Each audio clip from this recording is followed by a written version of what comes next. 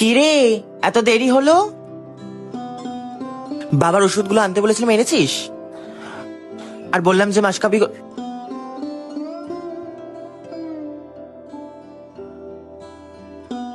কারেন্টের বিলটা দেওয়া হয়েছে?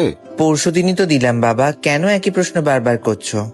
সত্যি তো, একটু চুপ করো না। এই নে মা। আর শোন না মা, কাল অফিস যাওয়ার সময় ওই রেশন কার্ডগুলো জমা পড়ে আছে, একটু নিয়ে আসিস না রে। সিরিয়াসলি মা, অফিস যাওয়ার সময়? এত মাথা গরমের কারণ ভালোই বুঝতে পারছি। তোমার অফিসের শিফট ক ঘন্টা? এত দেরি তো হওয়ার কথা নয়। সিরিয়াসলি বাবা, এখন সন্দেহ করা শুরু করে দিয়েছো? বিশ্বাস করো, তোমাদের দায়িত্ব নিতে নিতে না আমার অর্ধেক জীবনটা কেটে গেছে।